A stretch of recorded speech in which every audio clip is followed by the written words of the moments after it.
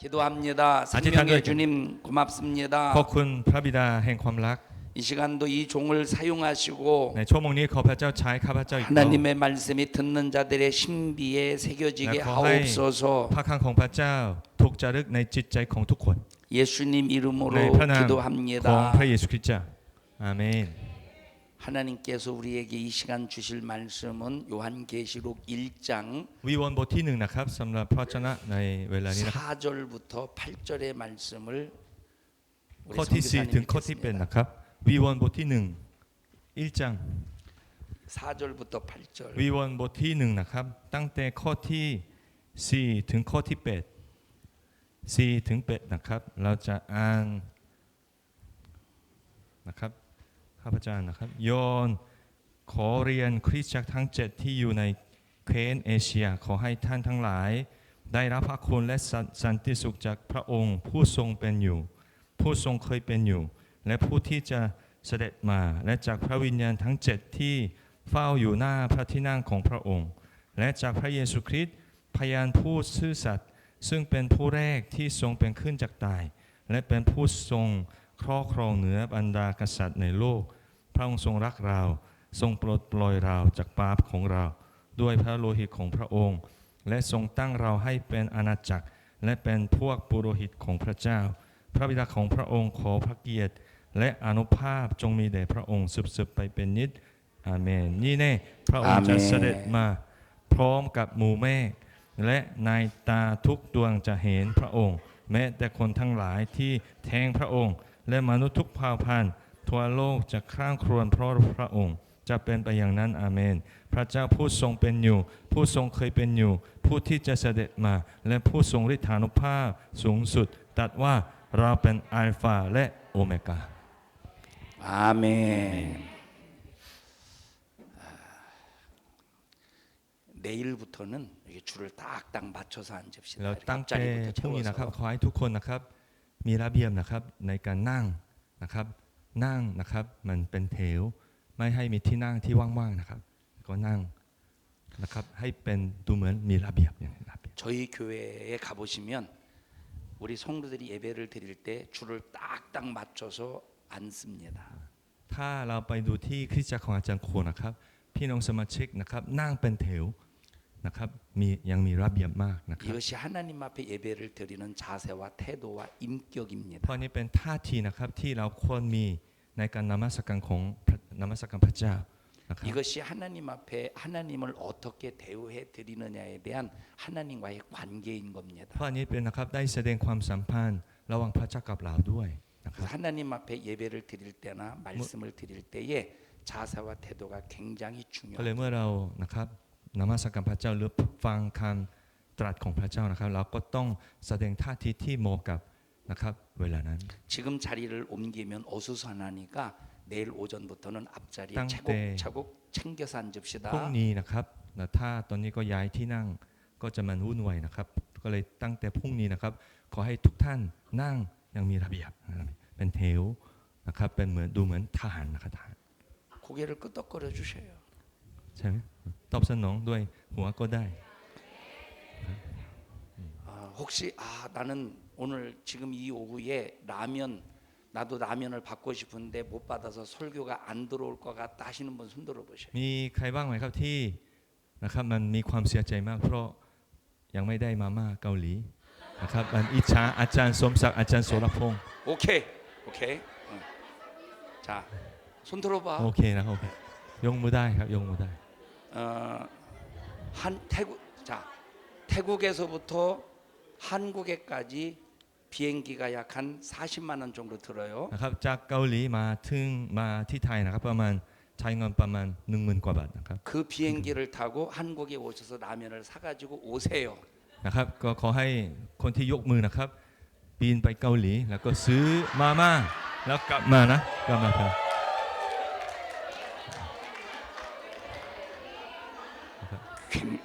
굉장히 좋아하는구만.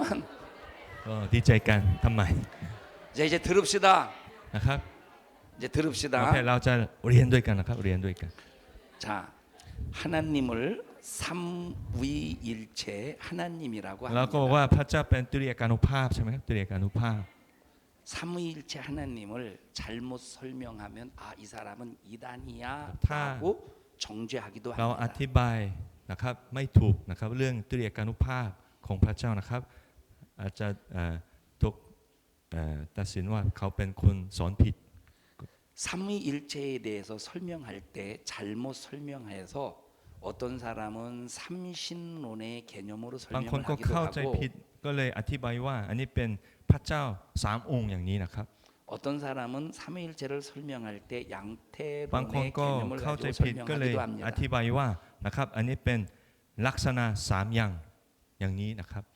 자, 그 이유는 เพราะว่า 삼위일체의 개념을 잘 몰라서 그렇습니다. มันเกิดจากความเข้าใจผิดเรื่องตรีเอกานุภาพของพระเจ้าก็เลยอธิบายไม่ถูก 자, 예를 들어서 소문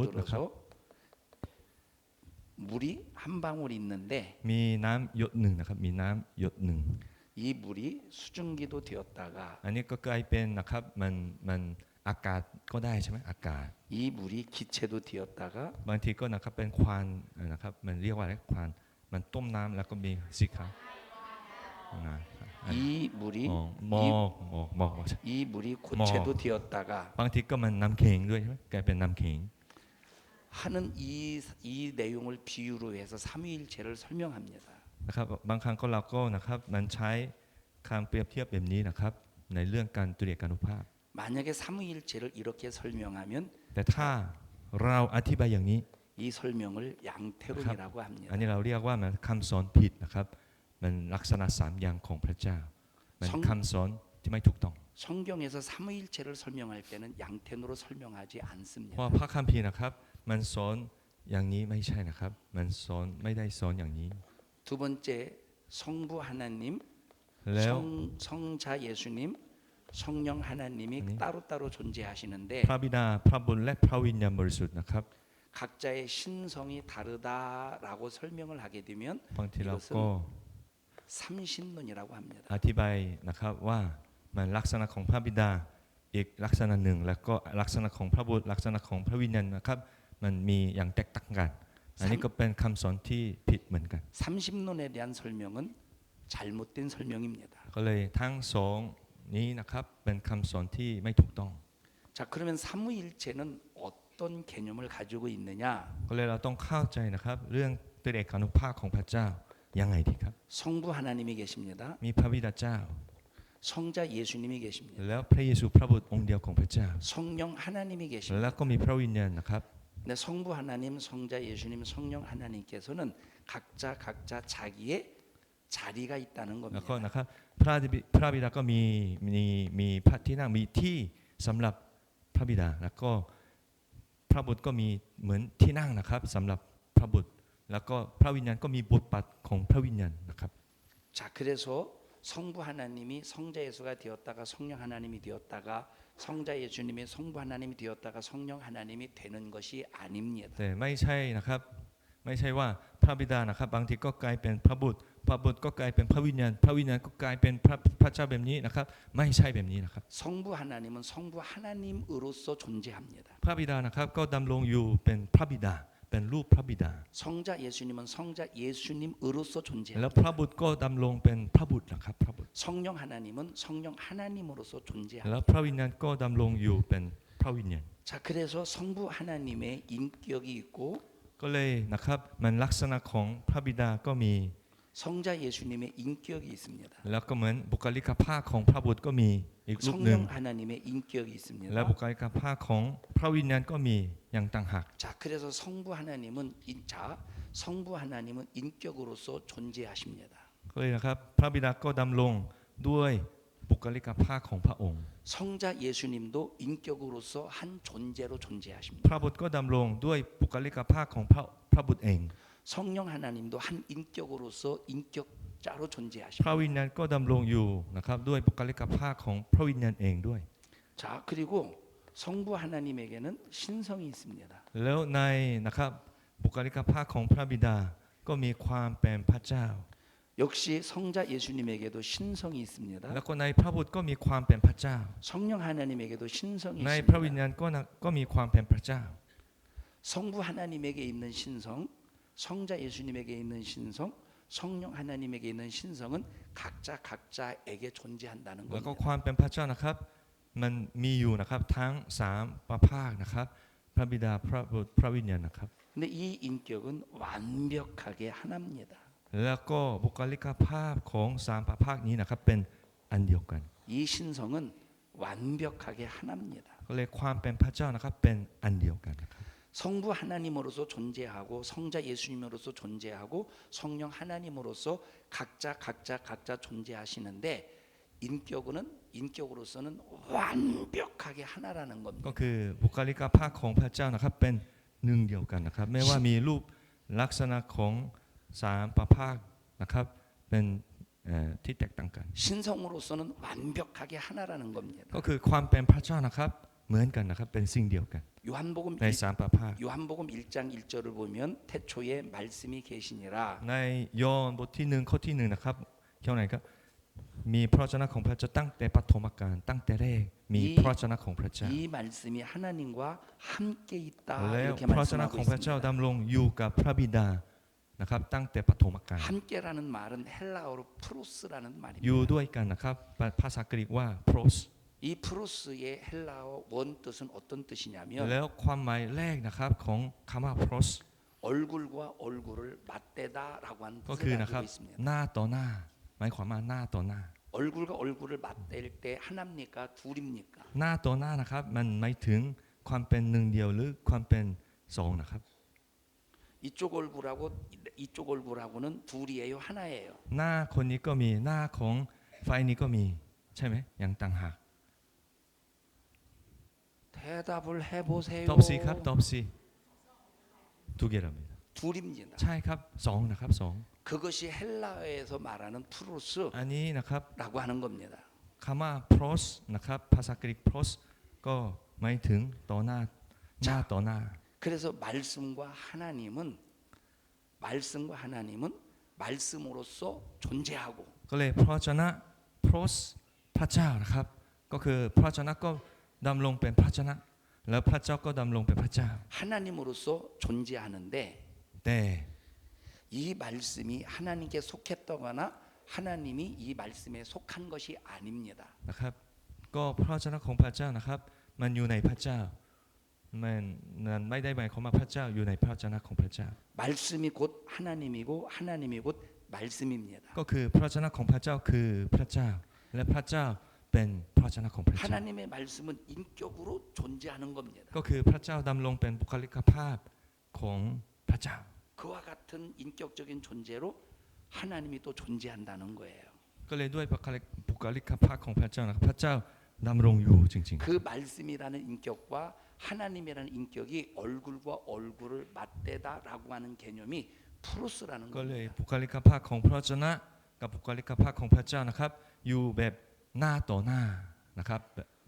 ความหมาย pros นะครับ 하나님은 성부 하나님, 성자 예수님, 성령 하나님 삼위이시지만นะครับ 이 세 분은 완벽하게 한 인격, 한 신성, 한 생각, 한 마음, 한 뜻을 가지고 있다는 ไม่ว่า 거예요. มีพระเจ้ามีสามประภาคพระบิดาพระวิญญาณพระบุตรนะครับแต่ความเป็นพระเจ้าหรือบุคลิกภาพนะครับเป็นหนึ่งเดียวกันอย่างเรียบร้อยนะครับอย่างสมบูรณ์อย่างบ 자, ริบูรณ์ 그런데 한번 예를 들어서 ลอง 보십시다. คิดดูนะครับ 나오고 싶은 사람 한 사람만 나오고 ใคร 싶습니다. ก็ได้นะครับคนไหนที่อยากมาข้างหน้านะครับมันสามารถมาด้านหน้าเลยได้นะครับหรือคนไหนที่มีพระราชใจ 라면을 มา 먹고 싶다는 사람 한 사람만 나오고 싶습니다. ใครที่อยากกินมาม่าเกาหลีก็มาครับมา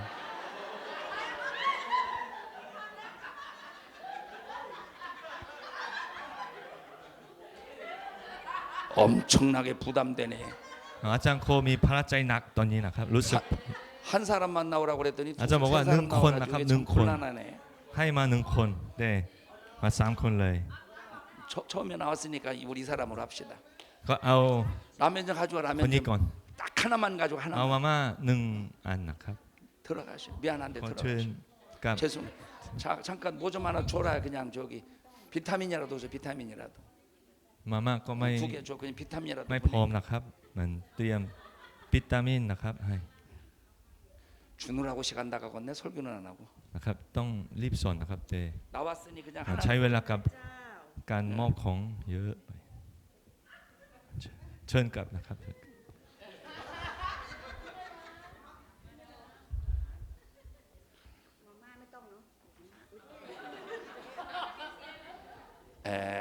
성경은 พระคัมภีร์นะครับ 받는 자보다 주는 자가 복이 있다고 그랬어요. คนที่ให้นะครับมีความสุขมากกว่าคนที่ได้รับ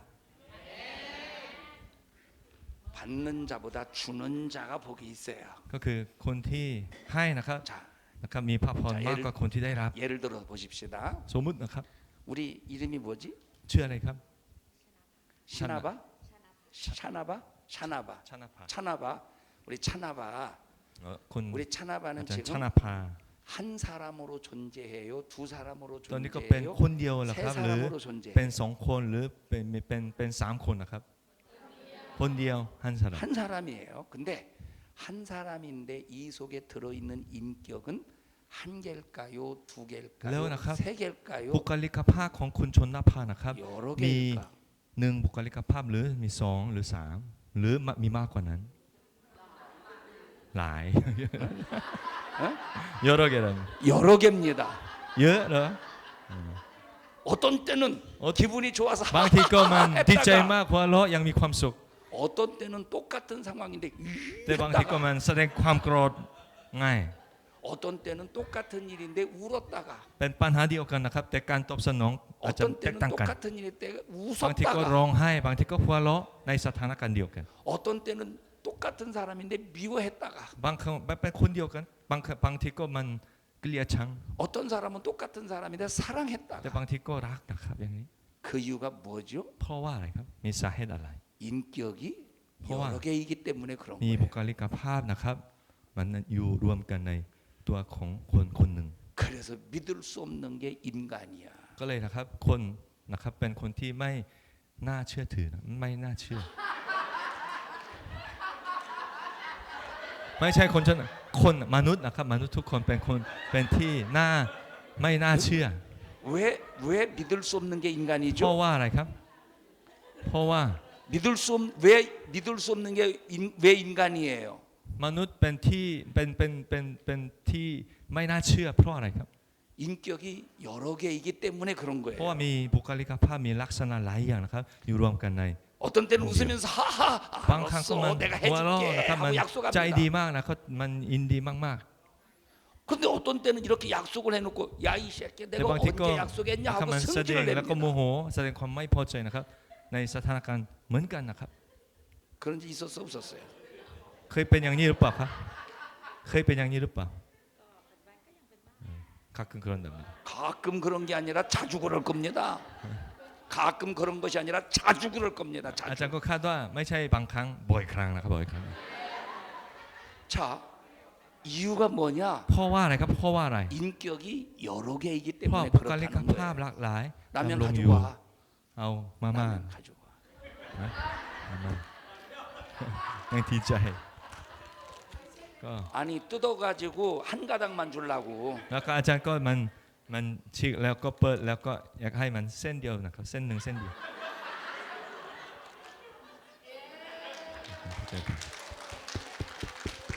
라면 되게 좋아하네. 자, ตอนนี้ก็ดีใจบุคลิกภาพ 자 ดีใจ 그런데 보세요. 자 그런데 하나님은 พระเจ้านะครับพระเจ้า 성부 하나님으로서 성자 예수님으로서 성령 하나님으로서 각각 존재하시는데 พระบิดานะครับมีบุคลิกภาพพระบิดาพระบุตรพระวิญญาณ 인격과 신성과 성품과 마음과 뜻이 절대 분리되지 않고 영원히 하나라는 แต่ 거예요. ความเป็นพระเจ้านะครับเป็นบุคลิกภาพของพระองค์นะครับดำรงนะครับมันตลอดไปเป็นสิ่งเดียวนะครับเป็นไม่ได้เปลี่ยนไม่เคยเปลี่ยนนะครับบุคลิกภาพของพระเจ้านะครับไม่เปลี่ยน 그것을 삼위일체 เราเรียกว่า 하나님이라고 합니다. นะครับพระเจ้าแห่งตรีเอกานุภาพนะครับก็คือเรื่องนี้นะครับ 자 그런데 성경을 보면 เมื่อเราดูพระคัมภีร์นะครับ 어떤 곳에서는 성부 하나님에 대해서 설명을 합니다. 성경을 보면 성부 하나님에 대해서 설명을 해요. นะครับบางทีนะครับเราก็อ่านพระคัมภีร์นะครับแล้วก็มีคำอธิบายเรื่องพระเจ้าพระบิดา 또 어떤 곳에서는 성부 하나님에 대해서는 설명하지 않는데 성자 예수님에 대해서만 또 설명합니다. บางตอนบางเรื่องนะครับมันสอนเรื่องเกี่ยวกับพระบุตรนะครับไม่ได้พูดถึงพระบิดานะครับแต่สอนเกี่ยวกับพระบุตรอย่างเดียว 어떤 곳에서는 또 성부 하나님, 성자 예수님에 대해서는 설명하지 않는데 성령 하나님에 대해서만 설명합니다. นะครับบางข้อพระคัมภีร์นะครับมันสอนเรื่องพระวิญญาณอย่างเดียว 자, ไม่ได้ 그런, พูดถึงพระบิดาหรือพระบุตร 자 그런데 성경에서 성부 하나님, 성자 예수님, 네, 성령 하나님에 대해서 동시에 설명하는 자 동시에 한 군데에서 성경에서 한 군데에서 성부 성자 성령 하나님을 동시에 설명하는 것이 성경에서 몇 군데 몇 곳이 안 돼요. ใน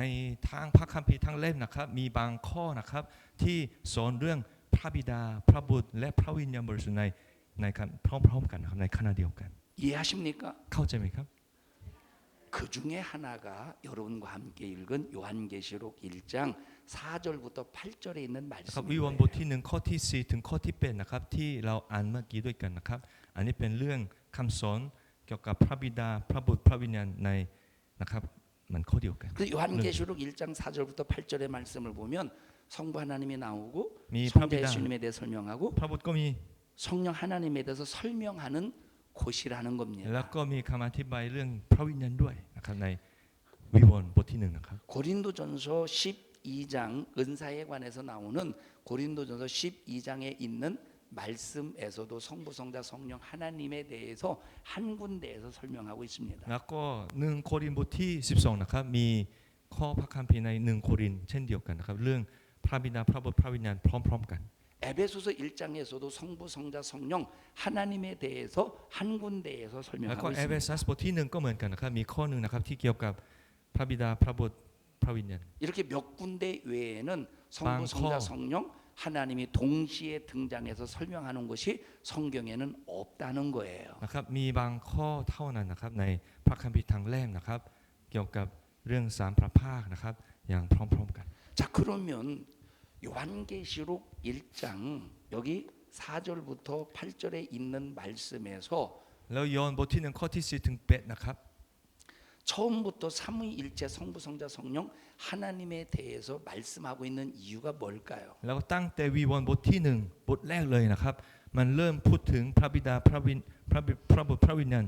นะครับเพราะว่าอะไรครับเพราะว่าอะไร 요한계시록에 있는 이 모든 요한계시록 1장부터 22장까지 요한계시록에 있는 모든 말씀은 예수 그리스도 혼자 그 역사를 진행하는 것이 아니라 เพราะว่านะครับเรื่องพระธรรมวิวรณ์ทั้งหมดนะครับไม่ใช่เป็นเรื่องของพระเยซูพระภาคเดียวเท่านั้นนะครับ 성부 성자 성령 삼위일체 하나님께서 동시에 그 역사를 완벽하게 이루시고 진행하시고 완성하신다는 ที่ 겁니다. ทั้ง3พระภาคพระบิดาพระบุตรพระวิญญาณนะครับกำลังทำด้วยกันนะครับอย่างสมบูรณ์แบบนะครับอย่างบริบูรณ์นะครับให้จนกว่าจะได้สำเร็จ 이해하십니까? เข้าใจไหมครับ 자, 그러면 오늘 여러분과 함께 요한계시록 1장 4절부터 8절에 있는 말씀을 잠깐 동안 이해해 แล้ว 보겠습니다. ก็วิวรณ์บทที่1ข้อที่4ถึง8นะครับอาจารย์จะอธิบาย 자, 성경을 우리가 읽다 보면 주목구구식으로 기록한 것이 아닙니다. นะครับพระคัมภีร์ทุกข้อนะครับก็เป็นเขียนอย่างบังเอิญไม่ใช่นะครับ 창세기도 다시 말하면 모세오경도 이 역사서도 선지서도 시가서도 이런 모든 성경을 보면 기가 막힌 문학 기법으로 기록이 되었다는 거예요. มันตั้งแต่ปฐมกาลนะครับแล้วก็หนังสือ5เล่มของโมเสสนะครับมันถูกเขียนถูกบันทึกโดยมีนะครับมันจุดประสงค์นะครับตามนะครับการวิธีการเขียนมันเรื่องราวของพระเจ้า 그냥 어떤 그냥 글을 쓰는 사람이 어떤 그냥 떠오르는 그냥 생각에 의해서 무조건 막 기록한 것이 아니라 정확한 문학이라고 하는 그 기법 문학의 법칙을 통해서 성경을 기록했다는 นะครับ 겁니다. มีการบันทึกเรื่องราวของพระเจ้าตามนะครับกฎเกณฑ์หรือกฎหมายนะครับเกี่ยวกับเรื่องราวของพระเจ้านะครับไม่ได้นะครับเขียนอย่างไร้ความหมายอย่างไร้กฎหมายอย่างไร้กฎเกณฑ์ไม่ใช่เป็นแบบนั้น 자, 예를 들어서 보십시다. นะครับมันสมมุติว่า 아브라함의 사건이 있어요. นะครับเรื่องอับราฮัมนะเรื่องอับราฮัม 아브라함의 사건을 보면 하나님께서 갈대아 우르 자 사도행전 7장의 스데반의 설교를 보면 하나님께서 메소포타미아에서 아브라함을 부르셔요. แล้วกิจการของอัครทูตบทที่7นะครับเรื่องสเตฟานนะครับสเตฟานก็เทศนาตั้งแต่เรื่องอับราฮัมสเตฟานบอกว่าพระเจ้าเรียกอับราฮัมตั้งแต่นะครับมันแผ่นดินของบรรพบุรุษของเขา 그래서 어디까지 가느냐? 하란까지 갑니다. แล้วก็เลยอับราฮัมก็เชื่อฟังแล้วก็เดินทางไปไกลถึงนะครับฮารานแผ่นดินชื่อฮาราน 하란에서 머물면서 아브라함이 세워라 내워라 하면서 더 이상 거기서 움직이질 않는 겁니다. และอับราฮัมก็นะครับอาศัยอยู่ที่ฮารานนะครับยังนะครับมีความสบายนะครับมันเป็น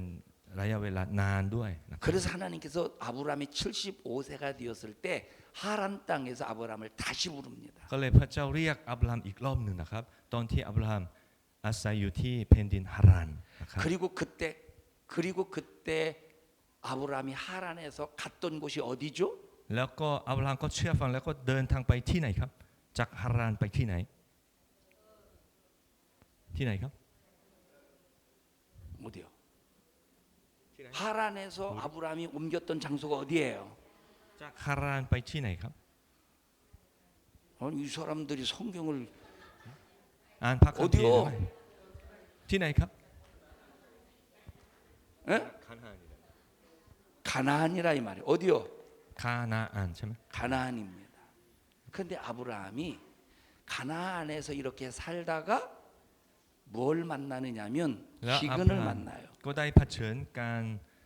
ทานอาหารนะครับใช่ไหมที่คานาอัน 자, 기근을 만났을 때 아브라함이 어디로 내려가죠? แล้วเมื่อเจอ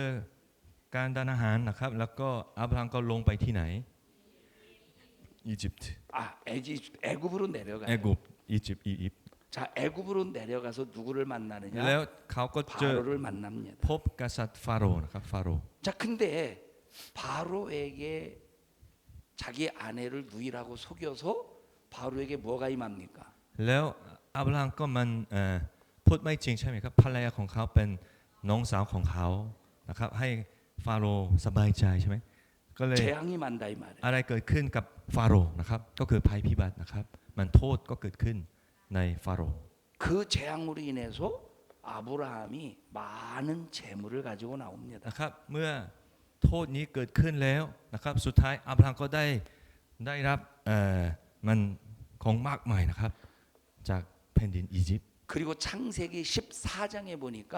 แล้วปฐมกาลบทที่24 그 아브라함이 어떤 일을 겪느냐면 네 개 나라의 왕과 전쟁을 한다는 และ 거예요. อับราฮัมก็ได้ทำสงครามกับ4ชนชาตินะครับ4ชนชาติ 여러분 이 사건을 보면 어떤 사건이 떠오릅니까? เมื่อเรานึกถึงนะครับเหตุการณ์ทั้งหมดที่เกิดขึ้นกับอับราฮัมนะครับทำให้เรานึกถึงเหตุการณ์อะไร 이 사건을 보면 우리는 성경을 읽을 때 이스라엘 백성들의 사건과 ก็คือ 비교가 된다 นะ 이 ครับ 말이에요. เราก็สามารถเปรียบเทียบกับเหตุการณ์ที่ทั้งสิ้นที่เกิดขึ้นกับชนชาติอิสราเอล 자, 야고비가 ยาโคบนะครับ 야고비가 가나안에 있으면서 뭘 만나죠? ตอนที่อยู่คานาอันนะครับยาโคบก็ได้พบอะไร 7년 기근을 만난다 이 ก็คือ 말이에요. เผชิญการทานอาหาร7 ปีเหมือนกัน 7년 기근으로 인해서 야고비가 어디로 들어가요? การ 그 ทานอาหาร 식구들이 7 ปีแล้วยาโคบก็เข้าไปที่ไหน เข้าไปแผ่นดินไหน 애굽으로 내려가는 거예요. อียิปต์นะครับอียิปต์ 그 애굽으로 내려갔을 때แล้วก็ 430년이 되었습니다. นะครับ 애굽으로 ก็ 내려가고 อาศัยอยู่ที่ 430년이 อียิปต์ 되었습니다. นะครับประมาณ430 ปีนะครับที่ 하나님께서 นั่น 모세를 바로 왕에게 보내요. แล้วก็พระเจ้านะครับทรงโมเสสนะครับไปหากษัตริย์ฟาโรห์ 모세가 바로 왕에게 말합니다. แล้วก็โมเสสก็เฝ้ากษัตริย์ฟาโรห์ 왕이요, แล้วก็บอกว่า 하나님께서 하나님의 프라차. 백성을 내놓으랍니다. แล้วก็พระเจ้าตรัสกับข้าพเจ้าว่า 자유를 주랍니다. นะครับเราต้องนำชนชาติของเราออกจากอียิปต์ 이스라엘 백성들은 당신의 백성이 아닙니다. ชนชาติอิสราเอลไม่ใช่เป็นชนชาติของอียิปต์ 이스라엘 백성들은 하나님의 백성입니다. ชนชาติอิสราเอลเป็นประชากรของพระเจ้า 그러니 빨리 이스라엘 백성들에게 ก็เลย 자유를 ขอ 주세요. ขอให้กษัตริย์ฟาโรห์นะครับรีบปลดปล่อยชนชาติอิสราเอลให้มีเสรีภาพ 그랬더니 내줬어요, 안 내줬어요? แล้วกษัตริย์ฟาโรห์ก็ทำหรือไม่ทำครับ ไม่ท 화이팅? ำทำหรืออันนี้ 안 했답니다. 무슨 뜻이냐고 제가 물어보면 무슨 ไม่ทำไม่ทำ 안 했습니다. 안 했다 이 말이에요. ไม่ท 그래서 바로에게 내린 게 뭐예요? ำแล้วก็ฟาโรห์นะครับมันเจอเผชิญอะไร 열 가지의 ก็คือ 재앙이 ภัย 내렸다 พิ 이 บัติ 말이에요. 10 ประการนะครับเกิดขึ้น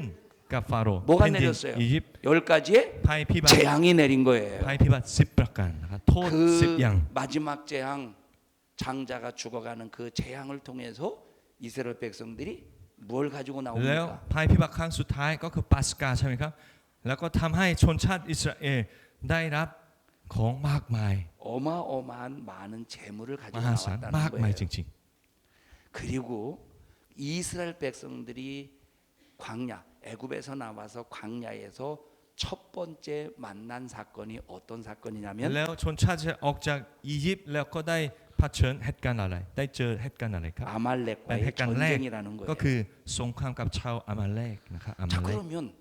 창세기를 보면 그냥 무조건 주묵구구시 하나님이 창조하셨어 이런 일이 있어 이런 일이 있어 그냥 있었던 사건을 기록하기 위해서 기록한 것이 아니라는 เพราะฉะนั้น 거예요. นะครับมีปฐมกาลนะครับไม่ใช่เป็นเรื่องที่ไม่มีระเบียบนะครับมันเขียนเรื่องราวของพระเจ้านะครับมันยังร้ายระเบียบไม่ใช่เป็นแบบนั้น 창세기는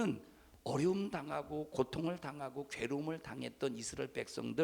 그들이 지금 어디에 있느냐 광야에 있다 이 말입니다. ก็คือปฐมกาลนะครับมันเปิดเผยให้เรารู้ว่าชนชาติอิสราเอลก็อยู่ในนะครับแผ่นดินนะครับที่มีความทุกข์ที่มีความยากลำบาก 그 광야에 있던 이스라엘 백성들은 애굽의 경험은 있었지만 앞으로 찾아올 가나안에 대한 경험은 없었던 แล้วก็ชน 사람입니다. ชาติอิสราเอลนะครับเคยมีประสบการณ์ในแผ่นดินอียิปต์นะครับเรื่องความทุกข์ยากนะครับตอนนี้ก็อยู่ในถิ่นทุรกันดารแต่เขาก็ไม่สามารถคาดว่ามีอะไรเกิดขึ้นในคานาอัน 그래서 하나님에 의해서 애굽에서 광야로 나왔지만 ก็เลยที่จริงแล้วก็โดยพระหัตถ์ของพระเจ้าพวกเขาก็สามารถออกจากอียิปต์ได้แล้ว 한 번도 경험해 보지 못한 그 가나안 땅에 대한 그 미래를 생각할 때 얼마나 불안하고 얼마나 답답했겠느냐는 ก็เลย 겁니다. นะครับมันไม่สามารถคาดได้ว่าในแผ่นดินคานาอันมีอะไรบ้างมีนะครับอุปสรรคหรือปัญหาอะไรบ้างในแผ่นดินคานาอันพวกเขาก็ไม่สามารถรู้ล่วงหน้าได้ ก็เลยอาจจะมีความกังวลอาจจะมีความกลัว 그래서 하나님께서 불안하고 답답하고 있는 이스라엘 백성들에게 아브라함의 천지 창조의 사건 이런 저는- 아브라함의 사건을 기록해서 하나님께서 아브라함을 이렇게 보호하시고 지켜주셨듯이 내가 너희를 지켜줄 거야라고 อันนี้ 주시는 เหมือนกฎ 메시지가 หมายไฟ 창세기입니다. วิญญาณนะครับที่พระเจ้าสำแดงบ่อยครั้งนะครับว่านะครับมันให้มีการบันทึกเรื่องอับราฮัมเรื่องชนชาติอิสราเอลนะครับให้ชนชาติอิสราเอลรู้ล่วงหน้าว่าเหตุการณ์ที่จะเกิดขึ้นภายหน้าเป็นเหตุการณ์อะไรนะครับอันนี้เป็นกฎไฟวิญญาณนะครับ 이해를 하셔요? ฟังแล้วเข้าใจอยู่ไหมครับแปลก็ไม่เข้าใจด้วย 우리 옆 사람에게 아니 이해를 하는 사람의 태도가 그딴 식이요? ถามซึ่งกันและกันนะครับคนเข้าใจไหมแต่เข้าใจแบบทำหน้าแบบนั้นทำไม 이해를 하는 거예요? 에? 이해를 เข้าใจ 하는 จ 거죠. ริงๆเหรอแต่ทำหน้าแบบนั้น 자 เพราะอะไร 그래서 성경은 창세기부터 요한계시록에 그렇잖아요. 이르기까지 그냥 ตั้ง 주먹구구시로 แต่ 기록한 것이 ปฐ 아니라 มกาลถึง 이런 วิวรณ์ 문학적인 기법을 นะค 가지고 รับมี 기록했다 이 นะครับ 말이에요. ระเบียบไฟวิญญาณนะครับที่พระเจ้าเปิดเผยให้เราเข้าใจให้ทราบซึ้งนะครับ 이 기법을 병행이라고 그래요. เราก็เรียกว่าอันนี้เป็นการนะครับเป็นการพยองเฮงนี่บ่อยการดำเนินไปด้วยกันนะครับเป็นคู่กันเหมือนการเปรียบเทียบแบบการเปรียบเทียบ 같은 사건을 대조시킨다는 겁니다. ก็คือการเปรียบเทียบนะครับเหตุการณ์หนึ่งก็เปรียบเทียบได้กับเหตุการณ์อีกเหตุการณ์หนึ่ง 그래서 앞으로 자 가나안 땅을 약속을 받았지만 가나안 땅에 대한 아직 경험은 없었기 때문에 가나안 땅에 대해서 불안하잖아요. ก็เลยชนชาติก็ได้รับพระสัญญาว่าแผ่นดินคานาอันจะเป็นของพวกเขาใช่ไหมครับแต่ยังไม่มีประสบการณ์นะครับว่าคานาอันเป็นยังไง 가나안은 그걸 그만 두고서라도 지금 광야에서 먹을 것이 없어요. แล้วก็ตอนนี้ก็อยู่ในถิ่นทุรกันดารไม่มีของกินนะครับ 불뱀이 미 득실거려요. แล้วก็มีงูนะครับที่ทำลาย 전갈이 득실거려요. แล้วก็มีสัตว์ที่นะครับมัน 그런 상황에 이 그런 상황에서 불안에 떨고 있는 이스라엘 백성 광야에서 광야를 횡단하고 있는 이스라엘 백성들에게 주신 말씀이 창세기, 출애굽기, 레위기, 민수기, 신명기의 말씀이라는 거예요. ก็เลยชนชาติอิสราเอลที่กำลังมีความกลัวมากตอนที่อยู่ในถิ่นทุรกันดารนะครับ 그러면서 ตอนนั้นพระเจ้านะครับหนุนใจพวกเขาด้วยหนังสือ5 เล่มของโมเสสนะครับ 그러면서 อัน 야 ว่าอันนี้เป็นพระสัญญา 그러면서 봐봐 아브라함을 내가 책임져 줬잖아. เราก็ทำกับอับราฮัมอย่างนี้นะพระเจ้าก็กำลังแสดง 전쟁에서도 승리하게 แล้วเรา 해줬잖아. ก็ช่วยอับราฮัมมีชัยชนะต่อชนชาติอื่นๆด้วยนะ 그런 아브라함을 책임져 เรา 줬듯이 ก็รับรองชีวิตเราก็ช่วยชีวิตของอับราฮัมอย่างนี้ 내가 너희를 광야에서도 책임져 줄 อย่างไร 거야. เราจะช่วยเจ้าอย่างนั้น 어떤 전쟁에서도 승리하게 해줄 ครับ 거야. เราจะช่วยเจ้าให้มีชัยชนะต่อสงคราม 그리고 반드시 가나안 땅에 들어가게 해줄 แล้ว 거야. เราจะนำเจ้าให้เข้าแผ่นดินคานาอันแน่นอน 라고 그들에게 소망을 주는 นะครับ 메시지라 พ 이 ระเจ้ากำลัง 말이에요. หนุนใจ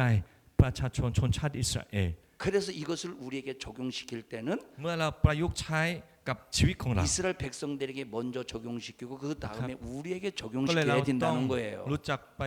ระยุกต์ใช้กับ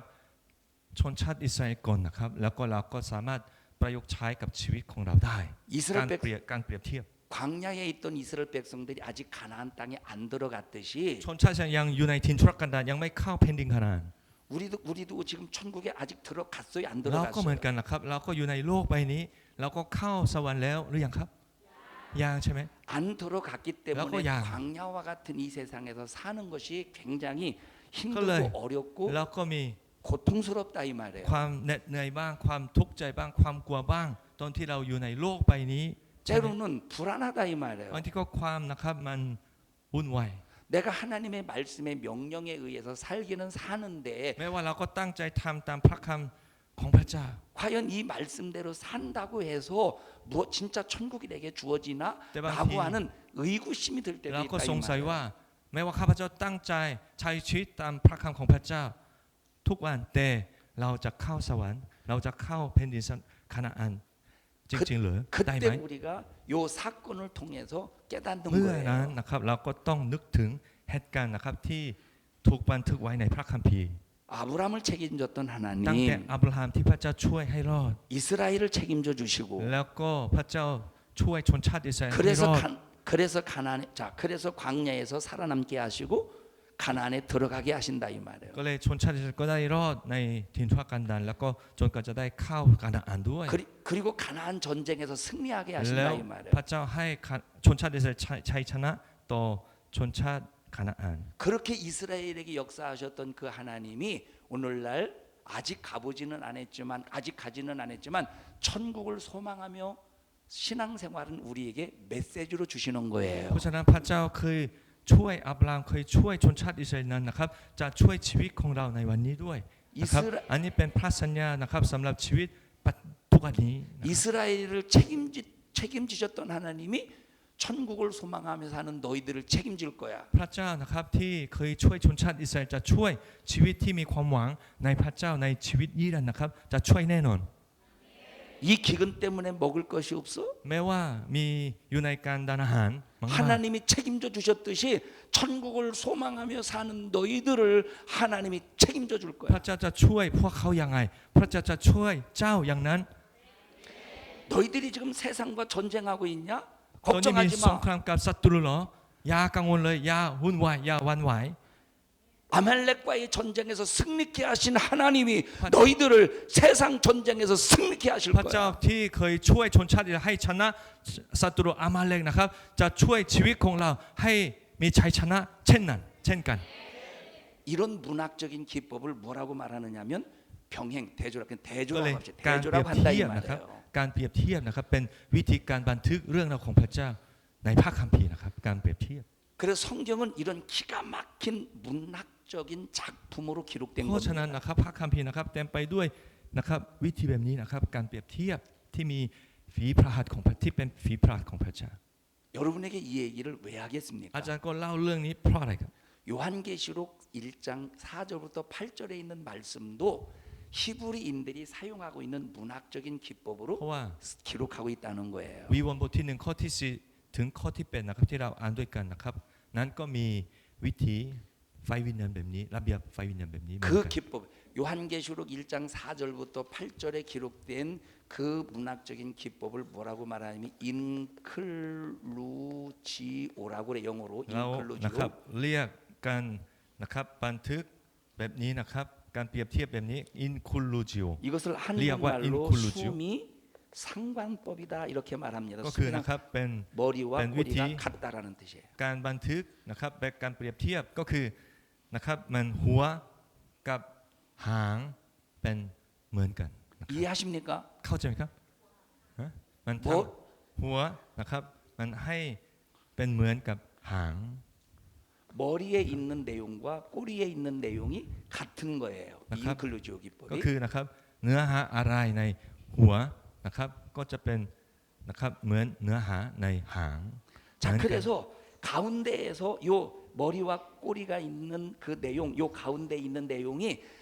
아무리 뭐라고 많은 얘기를 해도 이 인클루지오라고는 기법에서 강조하고자 하는 그 내용은 수비 처음과 끝의 내용이라 이 말이에요. ก็เลยคำว่า inclusio นะครับก็คือหัวกับหางเป็นอันเดียวกันเหมือนกันนะครับแม้ว่าตรงกลางนะครับมีเนื้อหามากมายยังไงก็นะครับแต่วิธีแบบนี้ก็เน้นเรื่องนะครับเรื่องแรกกับเรื่องสุดท้ายนั้นเป็นเรื่องเดียวกัน 이해하셨습니까? เข้าใจไหมครับ 자, 그렇게 기록된 내용을 시편에서 한번 찾아보십시다. เราจะ 예를 หา 들어서 วิธีการ 시편에서 เขียนแบบนี้นะครับ 8편 ใน 한번 보십시다. ซาดูดีนะครับบท 시편 ที่8ในซาดูดีบทที่8เราจะหาอ่านด้วยกันนะครับซาดูดีบทที่8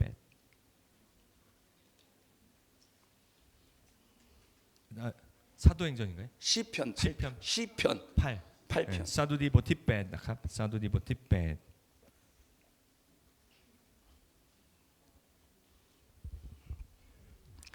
시편 8편 1절 보십시다. ข้อที่1นะครับเป็นยังไงครับข้อที่ 시작 1ข้าแต่พระยาเวห์องค์เจ้านายของข้าพระองค์ทั้งหลาย พระนามของพระองค์สูงส่งยิ่งนักทั่วทั้งแผ่นดินโลก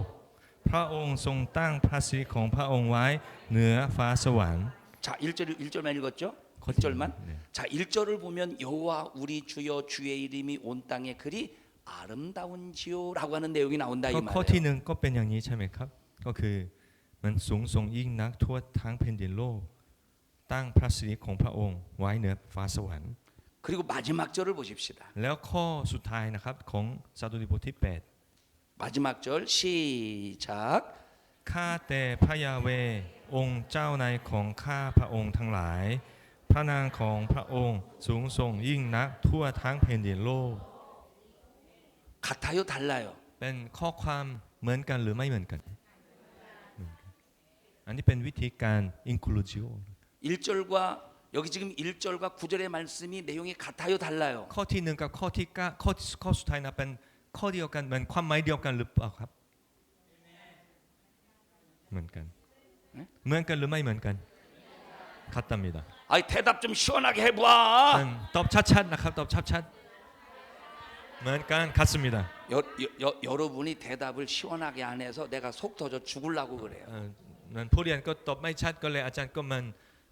ไม่พอใจมาก 아마 내 생각에는 수일 정도 죽지 않을까 하는 ๆ 생각이 ครับ 듭니다. อีก 3-4 วันนะครับอาจารย์ตายก็ได้ 그래서 우리 성도들이 관 속에다 나를 시체로 데리고 관 속에다 시체를 넣어가지고 한국으로 데리고 갈 것 그래. 같아요. พี่น้องเกาหลีนะครับที่มากับอาจารย์ก็ใส่ศพของอาจารย์ใน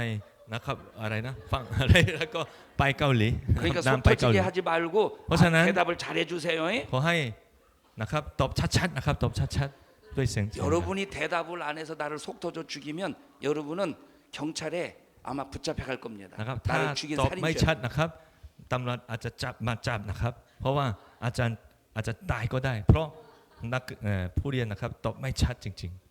살인자들. ๆนะครับผู้ที่ทำลาย 자, 여기 지금 시편 8편 1절과 9절의 말씀 내용이 같다 이 말이에요. ซาดูดีบทที่เป็นข้อที่1กับข้อที่9นะครับเป็นความหมายเหมือนกันครับ 이 가운데 있는 내용도 중요하지만 매와. 이 말씀에서 강조하고자 하는 말씀이 어떤 말씀이냐는 겁니다. เนื้อหาที่อยู่ในส่วนกลางนะครับก็สำคัญเหมือนกันนะครับแต่ผู้เขียนสดุดีบทที่8เน้นเรื่องข้อที่1ข้อที่9ความหมายในข้อที่1กับข้อที่9 여호와 우리 주여 주의 이름이 온 땅에 어찌 그리 아름다운지요. 이 말씀을 강조하고 싶은 거예요. นะครับผู้เขียนก็อยากจะเน้นพระนามของพระองค์สูงส่งยิ่งนักทั่วทั้งแผ่นดินโลก 이해하셨습니까? เข้าใจใช่ไหมครับ 마태복음 한번 보십시오.แล้วก็ 마태복음 마티오 นะครับ 4장 23절을 보십시다. มาธิวบทที่4นะครับมาธิวบทที่ 마태복음 23장 4장 23절 มาธิวบทที่4ข้อที่23นะครับ 마태복음 4장 23절 มาธิวบทที่4นะครับข้อที่23 자 อ่านพร้อม 시작 กันนะครับพระเยซูได้เสด็จไปทั่วแคว้นกาลิลีทรงสั่งสอนในธรรมศาลาของพวกเขาทรงประกาศข่าวประเสริฐเรื่องแผ่นดินของพระเจ้าและทรงรักษาบรรดาโรคภัยไข้เจ็บของ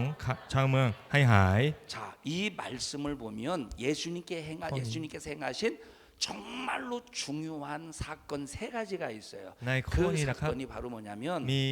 3ประการนะครับมี3กิจการที่พระเยซูตั้งใจทำนะครับอย่างสำคัญมาก 첫째 가르치셨대. ๆกิจการข้อที่1นะครับก็คือพระเยซูสั่งสอน 두 번째 복음을 แล้ว 전파했대. ก็ประกาศข่าวประเสริฐ 세 번째 ข้อที่3ครับ 고치셨대. ก็คือรักษาโรคให้หาย 맞죠? ใช่ไหมครับ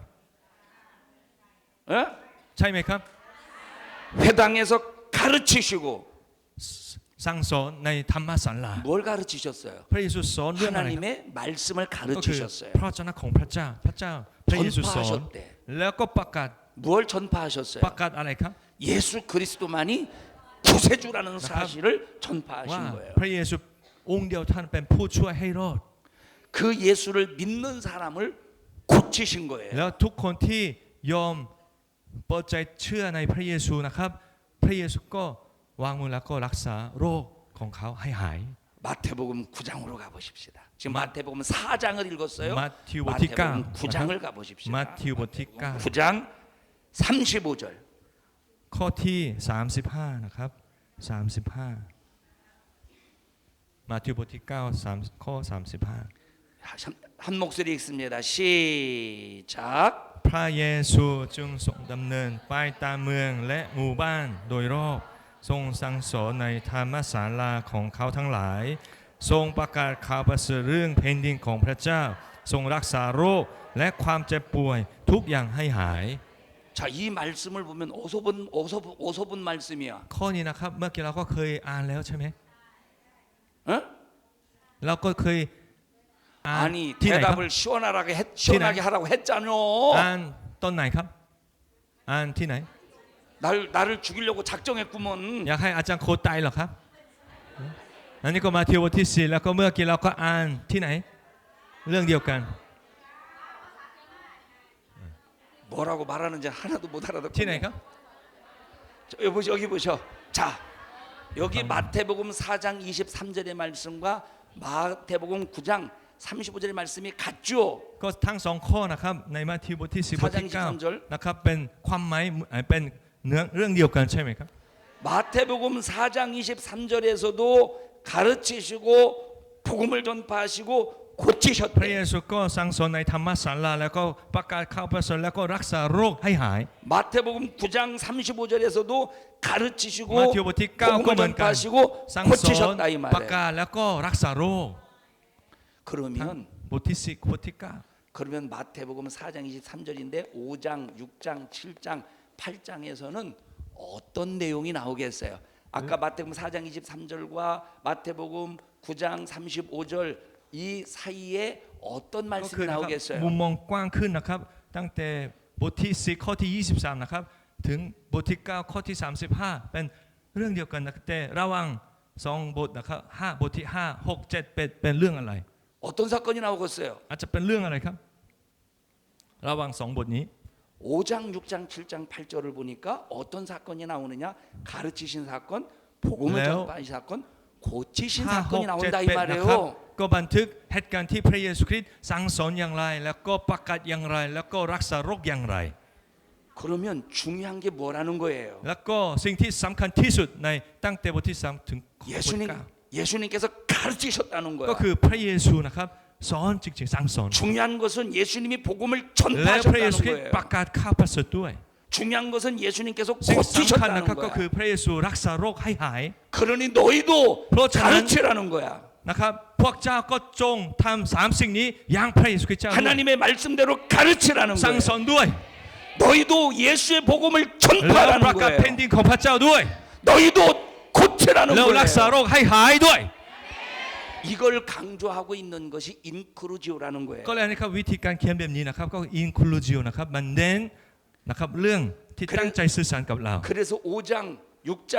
7장의 말씀은 산상수훈으로서 예수님께서 말씀을 가르치시고 복음을 전파하신 사건이 나온다 이 ก็เลย 말이에요. 5 6 7 8นะครับ5 6 7นะครับก็พระเยซูนะครับสั่งสอนแล้วก็ประกาศแผ่นดินของพระเจ้า 그럼 8장 บนเนิน 9장은 เขา 8장과 9장은 어떤 말씀이 แล้ว 나오겠습니까? บทที่8และบทที่9นะครับจะเป็นเรื่องอะไรครับ 고치신 사건이 พระ 나오는 เยซูคริส 거예요. ต์รักษาโรคให้หาย 그래서 마태복음 8장 1절부터 보면 예수님께서 보시면 문둥이를 고치시고 ตั้งแต่ข้อที่1นะครับบทที่8นะครับพระเยซูคริสต์รักษาโรคเรื้อนให้หาย 베드로의 장모의 열병을 แล้ว 고치시고 พระเยซูคริสต์รักษาแม่ไม้ของเปโตรด้วยแม่ยายไม่ใช่แม่ไม้ขอโทษนะแม่ยาย 이것을 무슨 기법이라고요? อันนี้เป็นวิธีการบันทึกแบบไหนครับเราเรียกว่า 무슨 기법이요? วิธีการเขียนแบบนี้เรียกว่า 인클루지라고 하는 거예요. inclusio นะครับ inclusio 이해하십니까? เข้าใจอยู่ใช่ไหมครับ 자, 강조하는 내용이 뭐예요? 자, ก็คื 아까 อสิ่งที่เน้นมากที่สุด 시편 8편에서도 사도 여호와 모티베. 우리 주여 어찌 여호와의 이름이 어찌 그리 아름다운지요. 그 주님의 그 이름을 찬양하는 메시지가 산선 판단 중요하다는 공. 거예요. พระเจ้านะครับเหนือแผ่นดินทั่วโลกใช่ไหมในบทสันติบทที่8นะครับข้อที่1กับข้อที่9เน้นเรื่องนี้ใช่ไหม 마태복음 4장과 9장에서도 뭐가 중요하냐? 말씀을 가르치는 게 중요하고 แล้วบทที่4มัทธิวบทที่4แล้วก็ถึงบทที่9นะครับเน้นเรื่องอะไรก็คือสั่งสอน 복음을 전하는 것이 중요하고 แล้วก็ประกาศข่าวประเสริฐเป็นกิจการที่สำคัญมาก 고치는 것이 ๆแล้วก็ 중요하다. รักษาโรคให้หายเป็นกิจการที่สำคัญมาก 여러분 하나님의 말씀을 바로 알고 바로 그렇잖아요. 가르치십시오. ๆขอให้ทุกท่านนะครับมีความเข้าใจที่ซาบซึ้งในพระคำของพระเจ้าและรับใช้พระเจ้าต่อไป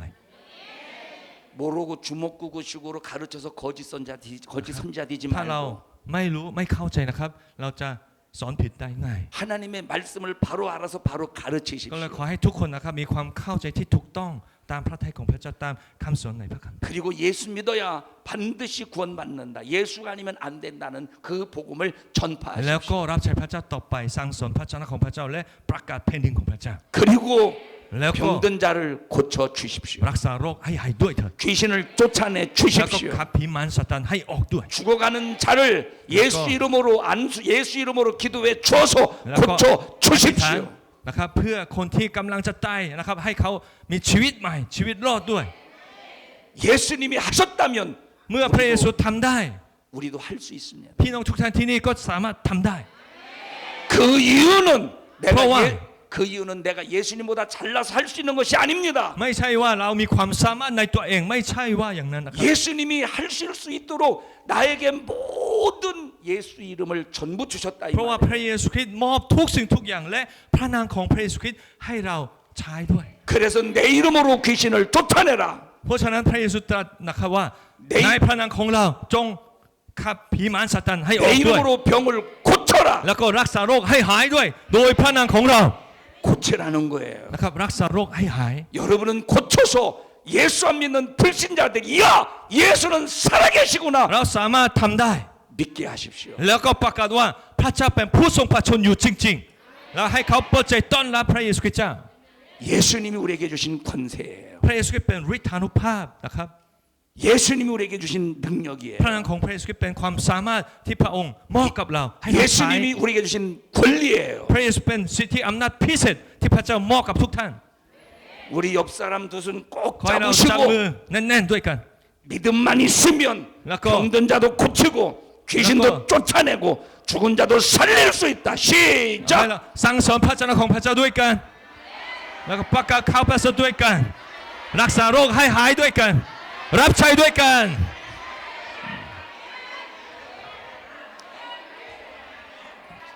아니 잠깐만. 아멘 아멘. 그게 아니라 따라서 하라고. ไม่ใช่คำว่าอาเมนอาเมนไม่ใช่แบบนี้พูดตามอาจารย์นะพูดตามอาจารย์ไม่ใช่ 뭐 ไม่ใช่อาจารย์พูดแล้วก็ทุกคนตอบว่าอาเมนไม่ใช่แบบนี้พูดตามอาจารย์นะครับประโยค 아니 뭐 들었대 지금까지. ทำไมเพิ่งเข้าใจนะ 나 죽을 것 같지 않아? อาจารย์กำลังจะตายอยู่จริงๆอึดอัดมาก 우리 두 분 나와서 한번 둘이 คอย 꼭 สองท่าน 손잡고 มา 둘이 꼭 ด้านหน้าได้ไหม 꼭 ครับแล้วก็ 손잡고 จับมือ 응? แล้ว 둘이 ก็ 꼭 손잡고 สองท่านด้วยกันนะครับ 우리 믿음을 ท 가지고 ำตัวอย่างนะครับให้ทุก 병든 คน 자도 เห็น 고치고 นะครับ 귀신도 เราสั่ง 쫓아내주고 สอนพระเจ้าพระเจ้าด้วยกันแล้ว 죽은 ก็ 자도 살려내서 นะครับประกาศข่าวประเสริฐด้วยกัน 예수의 แล้ว 복음을 ก็ 전하는 รักษาโรคให้หายด้วยกั 전도자가 น 됩시다. เรารับใช้พระเจ้าด้วยกัน 시 두시 ครับพร้อมแล้ว เราจะประกาศด้วยกันเราจะสั่งสอนพระคำพระเจ้าด้วยกัน เราจะเดินหาโลกด้วยกันในนามพระเยซูเจ้า 제대로 했어요? 네. 제대로? 네, 순서가 좀 바뀌었습니다. 아, 수도 바뀌어도 상관없는데. 네, 했습니다. 세 개 다 했습니다. 자, 봐봐. 자, 하지 말고 둘이 봐봐. 우리 내가 뭐 하라고 그랬지? 우리 예수님을 믿는 믿음으로 ทำอย่างนี้ 병도 고치고 พ 귀신도 ระเจ้าของพระเจ้า 쫓아내고 สั่งสอนพระเจ้า 이렇게 ของพระเจ้า 하는 ด้วยกัน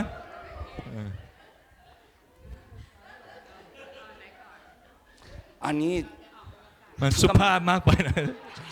잠깐만 조심하셔. 묻다가 얼굴에 침 튀기니까 조심하셔. ต้องระวังเวลาเราพูดไปแล้วก็มันน้ำลายของเราก็มันไปหน้าของผู้ 시작. เริ่มนะครับ เราจะออกเดินทางไปประกาศด้วยกัน เราจะรักษาโรคด้วยกัน เราจะขับขี่ด้วยกัน และจะประกาศเรื่องราวของพระเจ้าไปตลอดแผ่นดินของด้วยกัน อาเมนอาเมน 우리 저기 한국에 가면 저거 있어. 쎄. ที่เกาหลีครับ 아침밥. มันเด็กแต่ก็เล่นแบบนี้นะครับเล่นแบบนี้นะครับ 야 비타민 좀 들여서 건강하게 비타민 좀 드려라. ถ้ามันเอาใหม่เหรอครับ 한 번만 더 하려고? 시간도 없는데 되게 또 참.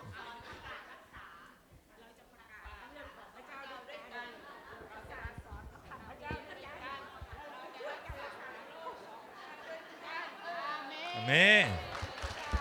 이게 누가 보면 싸우는 건지 알지 뭐 어떻게 생각하고 왔어?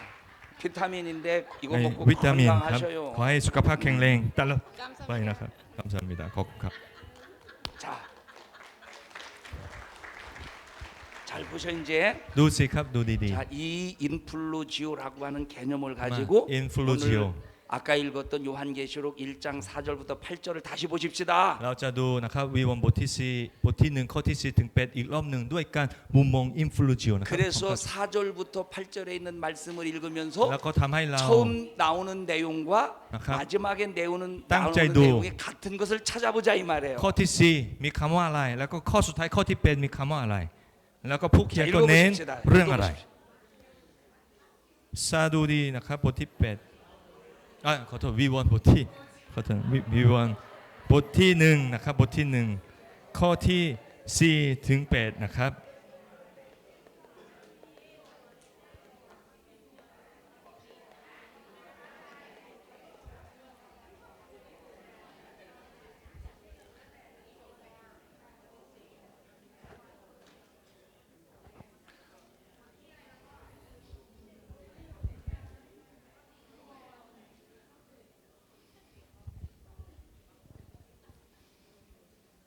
읽으셨어요? อ่านแล้วใช่ไหมครับทุก 같은 คน 걸 찾아봐. 뭐가 같아?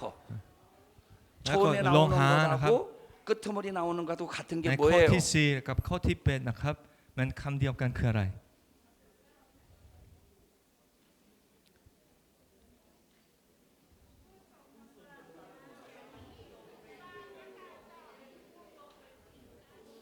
어제도 계셨고 오늘도 계시고 여기 보세요. 4절에도 8절에도 ในข้อที่4ข้อที่8 같은 문장이 바로 뭐냐면 나 전에도 밑바욕 계시고 띄어간. 지금도 계시고 장차도 계시다는 ผู้ที่อยู่ 말이에요. ก่อนผู้ที่อยู่ตอนนี้แล้วก็ผู้ที่จะเสด็จมาใช่ไหม 자 그러면แล้วก็ 여기서 말씀하고자 하는 내용이 바로 뭐냐면 하나님은 전에도 계신 분이야. 하나님은 지금도 계신 분이야. 아이 날 봐요, 날 봐. ดู 벌써 นะครับ 끝났어 ฟังอาจารย์ 이거. ดูหน้าอาจารย์โกนะครับอาจารย์โค 자, 이 กำลังสอนอยู่ 요한계시록 1장 4절부터 8절에서 강조하고 있는 말씀은 땅 하나님은 코티스 전에도 등백 계신 낙합. 분이야. 만내 하나님은 와. 지금도 계신 분이야. พระเจ้าเป็นผู้ทรง 하나님은 장차 올 อยู่ 분이야. ก่อนผู้ทรง 라고 พระ 하는 ชนอยู่ 것을 นะครับแล้วผู้ที่จะเสด็จมา 강조하고 있다는 นะครับ 거예요. เน้นเรื่องนี้นะครับโดยการวิธีอินฟ 자 ลูเอนซ์นี้ 그러면 왜 굳이 요한계시록 1장 4절부터 8절에 있는 말씀에서 저 말씀을 기록해서 강조하고 있을까라는 겁니다. แล้วก็ทำไมนะครับวิวรณ์บทที่1บทแรกนะครับทำไมบันทึกเรื่องอันนี้นะครับตั้งแต่ช่วงแรกเลย 예수님은 누구시래요? พระเยซูเป็นใครครับ 예수님은 전에도 계신 분이에요. เป็นผู้ที่อยู่ก่อนนะครับ 예수님은 지금도 계신 분이에요. พระเยซูเป็นผู้ที่พระชนอยู่ 예수님은 장차 오실 분이에요. พระเยซูเป็นผู้ที่จะเสด็จมาอีกครั้ง 여기 요한계시록 1장 4절부터 8절의 말씀에서 왜 이 내용을 강조하겠느냐는 거예요. นะครับโยวิวรณ์บทที่1ข้อที่4ถึงข้อที่8เน้นเรื่องอันนี้เพราะว่า 자 지금 하나님에 대해서 전에도 지금도 장차 올 분으로 표현을 ก็ 했는데 คือทีนี้ก็เขียนว่า 사실 พระบิดาเจ้าพระเจ้านะครับเป็นผู้ที่จะเป็นอย่างนี้ใช่ไหมครับ 이 말씀은 원형이 아니라는 거예요. แต่นะครับอันนี้ก็เป็นไม่ใช่ตัวเอกนะครับอันนี้ก็เป็นเครื่องนะครับเครื่องหมายนะครับที่จะเปิดเผยอีกเรื่องหนึ่ง 전에도 계시고 지금도 계시고 장차 올 자다라고 하는 이 내용은 원형이 아니라 변형이 된 거예요. นะครับอันนี้เป็นนะครับมันไม่ใช่ตัวดั้งเดิมนะครับแต่ตัวที่เปลี่ยนแปลงจากตัวดั้งเดิมนะครับ 다시 말하면 원형을 변형시켜서 기록한 거예요. ก็คือนะครับการบันทึกนะครับ 우리 จาก 한번 ตัวดั้งเดิมรูปดั้งเดิมนะครับ 우리 한번 원형을 보십시다. แล้วก็เราจะหารูปดั้งเดิมคืออะไร 원형을 보십시다. 원형을 요한계시록 4장을 보십시다. วิวรณ์บทที่4นะครับวิวรณ์บทที่ 8절을 보십시다. 4แล้วก็ข้อที่8นะครับข้อที่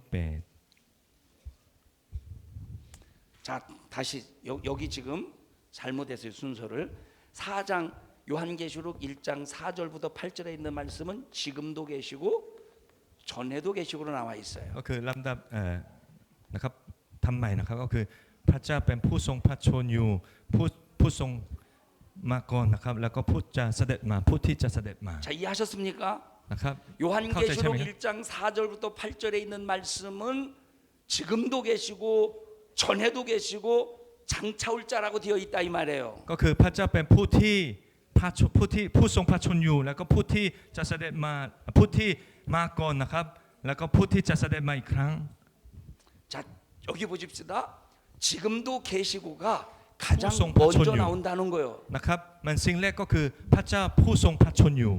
ตอนนี้นะครับ 자, 그럼 여기서 강조하는 것은 지금도 계신 예수님을 강조하겠어요? 전에도 계신 예수님을 강조하겠어요? 장차 오실 예수님을 แล้ว 강조하겠어요? ข้อนี้นะครับกำลังจะเน้นเรื่องอะไรมากที่สุดนะครับก็คือพระเจ้าพระเยซูผู้ที่พระชนอยู่ตอนนี้หรือพระเจ้านะครับเคยอยู่เมื่อก่อนหรือพระเจ้าพระเยซูผู้ที่จะเสด็จมาอีกครั้งเน้นเรื่องอะไรมากที่สุดนะครับ 이 모든 것이 다 중요하지만 세ทุกอย่างก็ 가지 중에서 สำคัญ 하나를 강조하기 위해서 기록했다 이 แต่ถ้า 말입니다. เราเลือกเรื่องเดียวเรื่องหนึ่งนะครับ지금도 계신 자, 무엇을 강조하는가에 대해서 이해하려면 우리가 원형을 봐야 된다 이 말이에요. นะครับถ้าเราอยากเข้าใจนะครับมันสิ่งที่ผู้เขียนเน้นมากที่สุดนั้นเราต้องเข้าใจนะครับรูปดั้งเดิมหรือตัวดั้งเดิม 그 원형을 한번 보십시다. ตัวดั้งเดิมรูปดั้งเดิมคืออะไร 요한계시록 4장 8절. นั่นก็คือบันทึกในบทที่วิวรณ์บทที่4นะครับบทที่ 자, 시작. 4장 몇 절이죠? 8절. ข้อที่8นะครับวิวรณ์บทที่4ข้อที่8อ่านพร้อมกันนะครับสิ่งมีชีวิตทั้ง4นั้นแต่ละตนมีปีก6ปีก และมีตาอยู่รอบๆและข้างในเต็มไปหมด และพวกเขาร้องตลอดวันตลอดคืนไม่ได้หยุดเลยว่าบริสุทธิ์บริสุทธิ์บริสุทธิ์องค์พระผู้เป็นเจ้า คือพระเจ้าผู้ทรงฤทธานุภาพสูงสุด ผู้ทรงเคยเป็นอยู่ ผู้ทรงเป็นอยู่และผู้ที่จะเสด็จมา 자, 여기 보니까 여기 원형을 보니까 예수님은 과거에 전에도 계시대. ก็คือพระเยซูผู้ที่เคยเป็นอยู่ 그리고 현재 지금도 계시대. แล้วก็พระเยซูเป็นผู้ที่พระชนอยู่ตอนนี้ 미래에도 계시대. และพระองค์เป็นผู้ที่จะเสด็จมาอีกครั้ง 그래서 เพราะฉะนั้น 원형은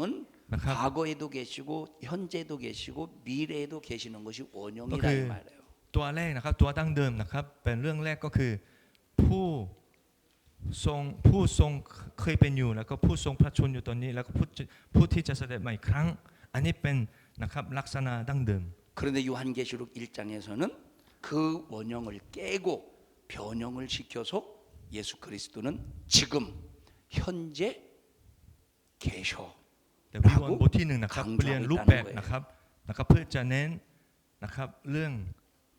พระเจ้าผู้ทรงพระชนอยู่ตอนนี้ 그 이유가 뭘까요? เพราะว่าอะไรครับทำไมผู้เขียนนะครับเน้นเรื่องพระเจ้าผู้ทรงพระชนอยู่ตอนนี้ในทุก 그 วันนี้ 이유가 뭐겠어요? เพราะว่าอะไรครับ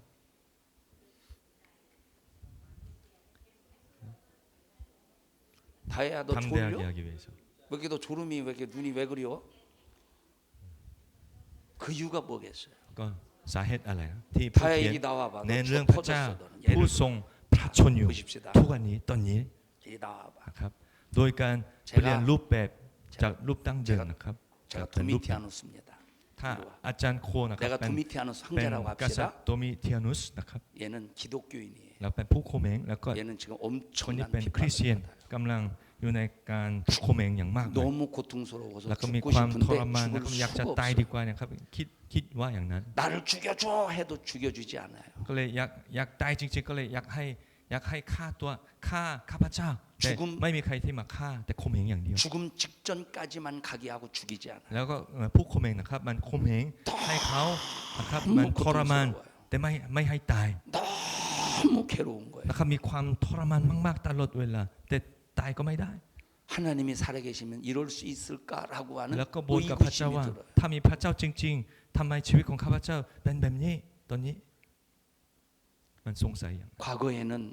살아계신 예수님을 찬양했었어요. เมื่อคนเขาก็สรรเสริญพระเจ้าผู้ทรงพระชนตอนนั้น 과거에는 살아계신 그 예수님으로 병도 고쳤어요. เมื่อก่อนก็รับใช้พระเจ้ารักษาโรคของผู้อื่นให้หายด้วย 과거에는 살아계신 그 예수님으로 기도해서 응답도 받았어요. เมื่อก่อนก็อธิษฐานในพระนามของพระเยซูคริสต์แล้วก็ได้รับคำตอบจากพระเจ้า 과거에는 살아계신 그 예수님을 찬양하면서 막 내 심령의 기쁨이 너무 ก็เลย 넘쳐났어요. เมื่อก่อนนะครับมีประสบการณ์ที่นะครับสรรเสริญพระเจ้าอย่างชื่นชมยินดีแล้วก็มีความชื่นชมยินดีมันตลอดเวลา 그런데 지금 แต่ตอน 고난당, นี้นะครับอยู่ในความยาก 지금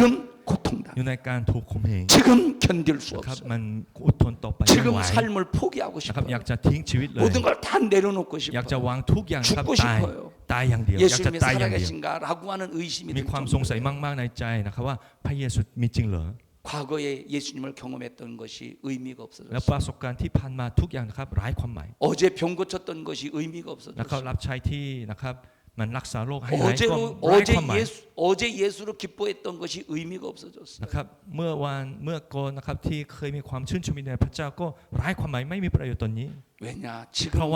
지금 당하는 고난이 ตอนนี้นะครับ 너무 크기 때문에 ความยากลำบากนั้นมันใหญ่มากๆเกินกำลังเหลือกำลังของเขา 그때 예수님께서 요한계시록을 1장의 말씀을 통해서 사도 요한이에게 초대교회 성도들 고통받고 있는 초대교인들에게 말씀하시는 거예요. เมื่อเหตุการณ์แบบนี้นะครับยอห์นอัครทูตนะครับเขียนวิวรณ์บทที่1นะครับเพื่อจะหนุนใจ 내가 ทุกคน 지금 ที่ในคุก 현재 이 ตอนนี้ 순간에 너와 함께 있어. ในเวลานี้ในขณะนี้เราอยู่กับเจ้านะ ตอนนี้ 그러니 너 웰라니. 고난 이겨. ก็เลยอย่ากลัวลู 너 ก 핍박 이겨. จงชนะต่อการข่มเหงปัญหาทุ 너 กอย่าง 가난 이겨. นะครับจงมีเข้มแข็ง 너 욕 먹는 거 이겨. แล้วจงชนะการถูกดูหมิ่น 너 세상에서 무엇이 안 된다고 좌절하지 마. อย่ามีความไม่พอใจเรื่องอะไร 어제 너 잘 될 때는 기뻐했잖아. เมื่อก่อนเจ้าเคยมีความชื่นชมยินดีกับเราไม่ใช่เหรอ 어제 너 병 고쳤을 때는 즐거워했잖아. เมื่อก่อนเจ้าก็รับใช้พระเจ้ารักษาโรคให้หายแล้วก็มีความ 너 기도 ชื่นชมยินดีไม่ใช่เหรอ 어제 너 기도해서 응답 받을 때는 하나님을 찬양했잖아. เมื่อก่อนเจ้าอธิษฐานแล้วก็ได้รับคำตอบแล้วก็มีความชื่นชมยินดีไม่ใช่เหรอ 근데 지금 너 힘들다고 하나님 원망하려고 해? แต่ตอนนี้นะครับอยู่ในความยากลำบากก็เลยเจ้ากำลังจะบ่นกับเรา 너 지금 힘들다고 하나님을 무시하려고 해?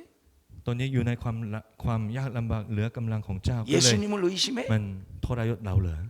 มันทรงมีความสงสัยในพระเยซูเหรอ 너 지금 광야 같은 이 세상에서 산다고 하나님이 너 책임 안 져준다고 생각해? เรารู้สึกว่าอยู่ในถิ่นทุรกันดาร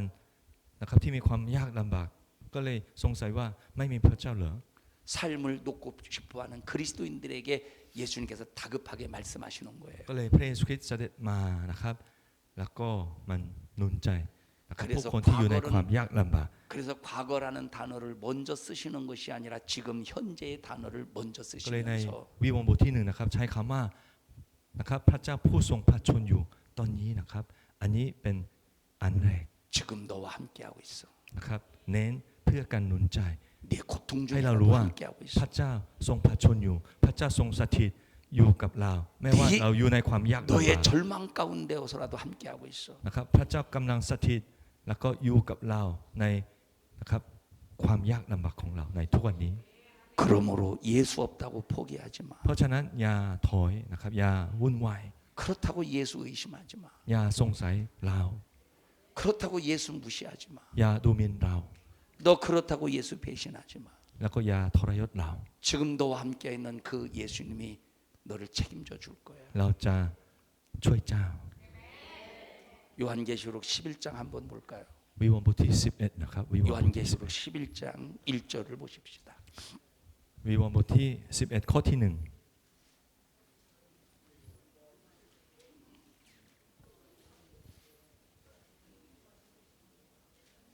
วิวรณ์บทที่11 요한계시록 11장 1절. ข้อที่1นะครับก็อ่านพร้อมกันนะครับแล้วข้าพเจ้าได้รับมอบไม้อ้อท่อนหนึ่งรูปร่างเหมือนไม้วัด และได้รับคำสั่งว่าจงลุกขึ้น และไปวัดพระวิหารของพระเจ้า และเทศน์บูชา และคำนวณคนที่นมัสการในนั้น 여기 청량하다라는 말이 나와요. นะครับที่นี่มีคำว่ามันวัดใช่ไหมวัดพระวิหาร 하나님께서 누구를 청량하는가를 봤더니 ก็คือพระเจ้าทรงวัด 하나님의 성전과 พระเจ้าทรงวัดพระวิหารให้วัดพระวิหาร 그리고 제단 안에서 경배하는 자를 แล้ว 청량한대요. วัดจำนวนคน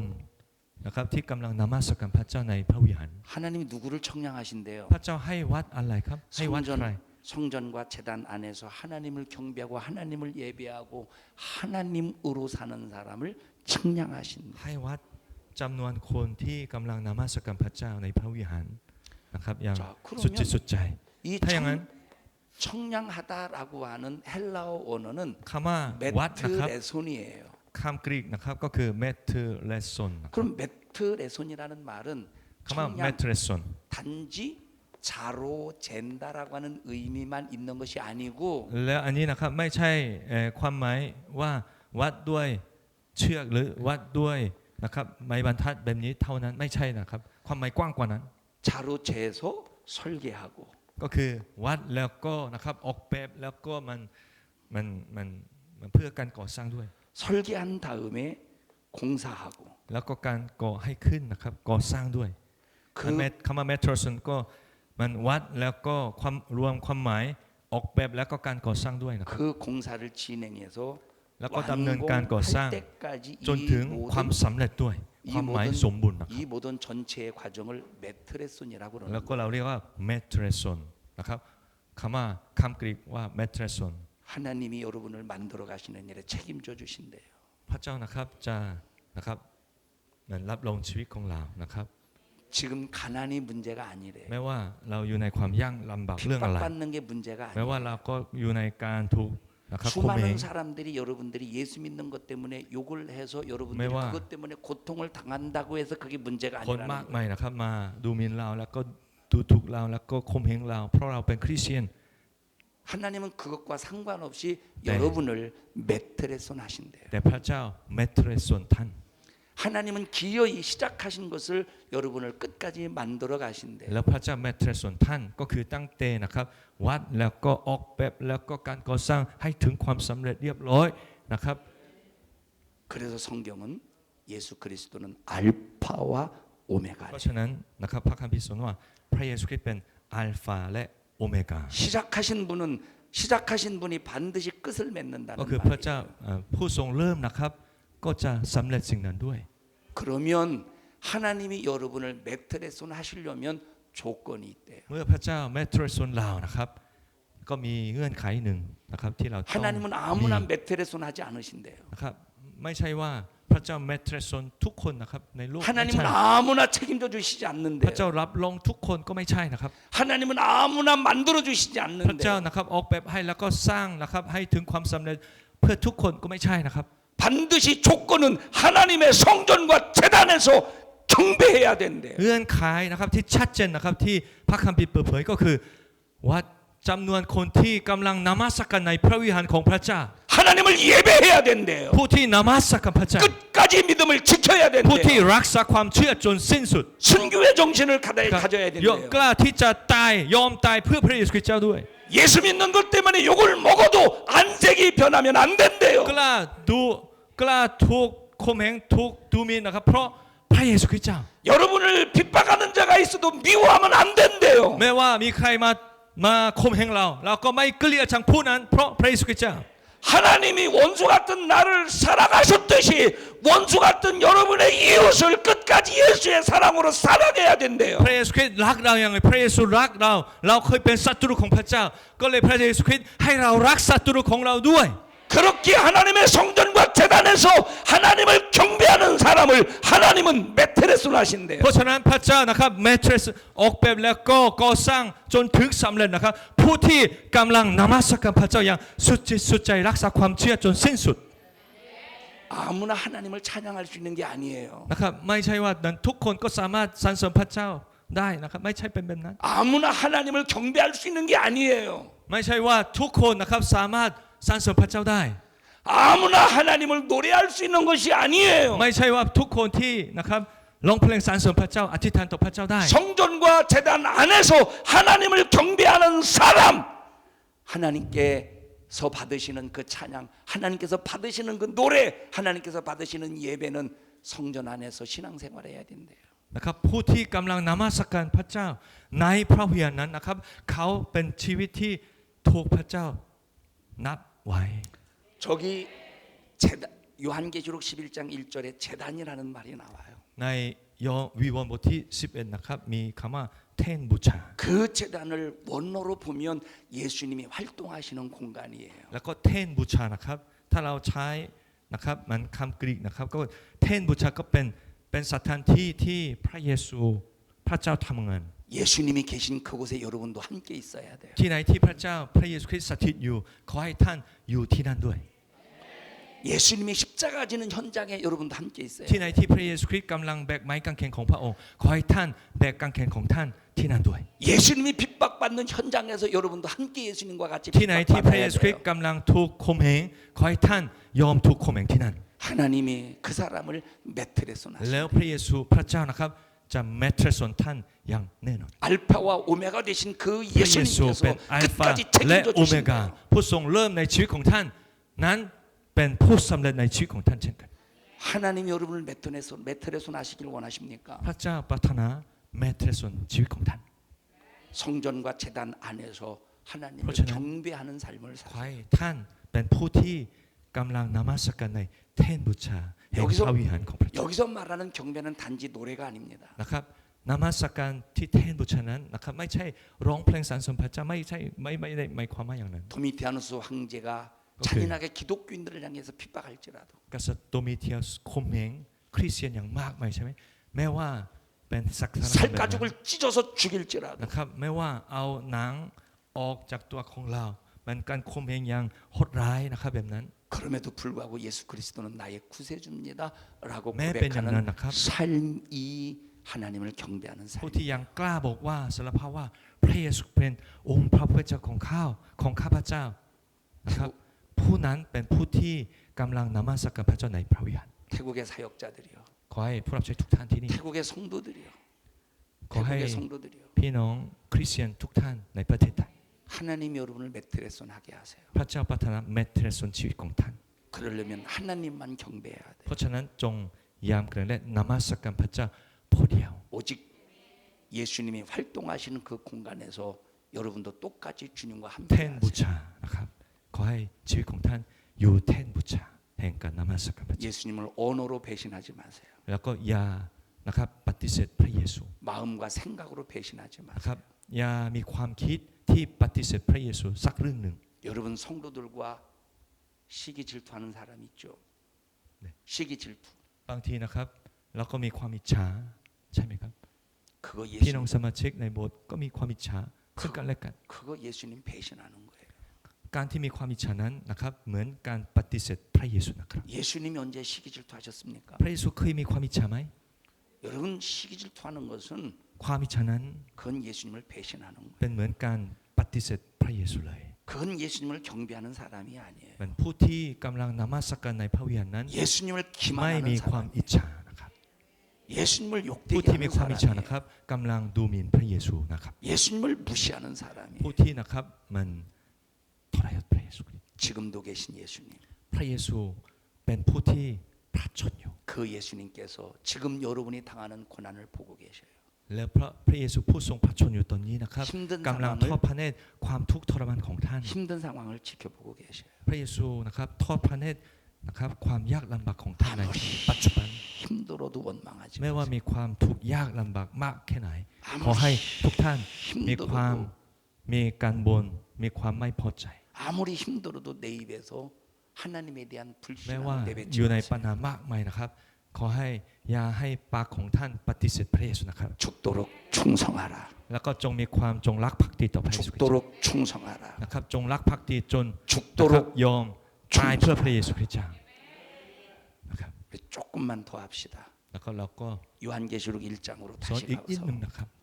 요한계시록 1장으로 วี 다시 วอน 가서 บทที่หนึ่งนะครับกลับไปยอนวีวอนบทที่หนึ่ง 8절을 보십시다. วีวอนบทที่หนึ่งข้อที่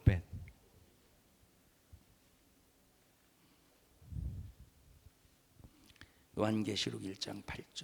8วีวอนบทที่หนึ่งข้อที่ 시작 8พระเจ้าผู้ทรงเป็นอยู่ผู้ทรงเคยเป็นอยู่ ผู้ที่จะเสด็จมา และผู้ทรงฤทธานุภาพสูงสุดตรัสว่าเราเป็นอัลฟาและโอเมกา 여기 어떤 말씀이 나와요? 전능이라는 말씀이 아멘. 나오죠. มหิทธิฤทธิ์ผู้ทรงมหิทธิฤทธิ์ใช่ไหมครับ 어떤 사람은 그렇게 기도합니다. 능력이 많으신 하나님 บางคนก็ 역사하여 อธิษฐานว่า 주시옵소서라고 ขอพระเจ้า 기도해요. ผู้ทรงมหิทธิฤทธิ์ทำงานอย่างอัศจรรย์ในชีวิตของข้าบางคนก็อธิษฐานอย่างนี้ใช่ไหมครับ 여러분 능력이 많으신 하나님 이렇게 기도한 적 있습니까? เคยอธิษฐานแบบนี้ไหมครับพระเจ้าผู้ทรงมหิทธิฤทธิ์เคยอธิษฐานแบบนี้ไหม 그렇게 기도하고 있습니까? แล้วกำลังอธิษฐานอยู่ 그런데 우리는 절대 그렇게 기도하면 안 돼요. แต่นะครับบางทีเราก็ต้องคิดมากกว่านี้นะครับ 하나님은 능력이 많으신 분이 아니에요. นะครับพระเจ้านะครับอาจารย์บอกว่าพระเจ้าไม่มันผู้ทรงมหิทธิฤทธิ์มันเราต้องคิดมากกว่านี้ไม่ใช่เป็นแบบนั้น 능력이 많다라는 것은 พระเจ้ามีความสามารถมากมายนั้นหมายความว่า 어느 정도의 가능성을 말하는 거예요. 가능성을 말하는 거예요. นะครับมันเกี่ยวข้องกับเรื่องความเป็นไปได้ 하나님은 절대 능력이 많으신 유능한 분이 아니에요. นะครับพระเจ้าไม่ใช่มีความสามารถที่ทำมันมีความเป็นไปได้ทุกอย่าง 하나님은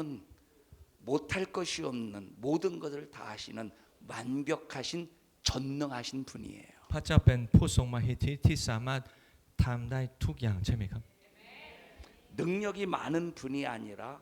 모든 것을 다 하시는 전능하신 분이셔요. นะครับพระเจ้านะครับมีความสามารถมากมายไม่ได้ใช้คำว่าแบบนี้นะครับแต่พระเจ้าเป็นผู้ทรงมหิทธิที่ไม่มีอะไรที่พระเจ้าทำไม่ได้ มันก็คือเรื่องเหนือความสามารถ 여러분은 하나님을 능력이 많은 분으로 추락시키지 마세요. เพราะฉะนั้นนะครับขอให้นะครับพี่น้องนะครับรู้ว่าพระเจ้าเป็นผู้ทรงมหิทธิเหนือเรื่องความสามารถนะครับ 여러분은 하나님을 능력이 많은 사람처럼 취급하지 마세요. ก็เลยอย่าคิดว่าพระเจ้าเป็นเหมือนคนที่มีความสามารถมากๆที่จะช่วยเรานะครับในทุกอย่างได้อย่างนี้ 하나님은 우리 인간과 완전히 다르신 พระเจ้านะครับมันเป็นเรื่องที่ยิ่งใหญ่มากเหลือมันเกินความคิดของเรานะครับ 전능하신 분이십니다. พระเจ้าเป็นผู้ทรงมหิทธิฤทธิ์จริง 전능하신 분이에요. ๆพระเจ้าเป็นผู้ทรงมหิทธิฤทธิ์ 못할 것이 없어요. ไม่มีอะไรที่พระเจ้าทำไม่ได้ มันเหนือเรื่องความสามารถที่มนุษย์คิด 기독교인들의 핍박이 การข่มเหงนะครับ 도미티안이 시작한 겁니까? มันกษัตริย์โดมิเทียสเริ่มเรื่องการข่มเหงไหมครับ 초대교회 당시 도미티안의 핍박이 도미티안에 의해서 시작이 된 겁니까? นะครับในคริสตจักรรุ่นแรกนะครับในพระคัมภีร์นะครับมันการข่มเหงนั้นก็เริ่มในตอนสมัยของโดมิเทียนุสเหรอครับ 절대 아닙니다. ไม่ใช่นะครับไม่ใช่ 그러면 이 도미티안의 핍박이 누구로부터 แล้วการ 시작되었냐? ข่มเหงทางกษัตริย์โดมิเทียนุสเริ่มจากใครครับ 누구 때문에 시작이 มัน 되었느냐? เริ่มจากเกิดขึ้นเพราะอะไรเพราะใคร 내일 기대하시라.แล้ว 개봉박두. พรุ่งนี้จะอธิบายเรื่องนี้นะครับขอให้ทุกท่านมีความตื่นเต้นในการฟังเรียน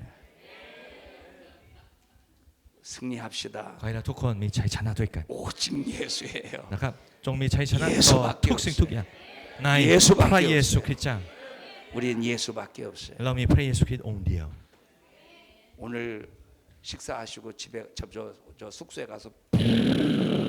주무시고 วันนี้ก็ทานข้าวอร่อยแล้วก็กลับโรงแรมแล้วก็ให้พักให้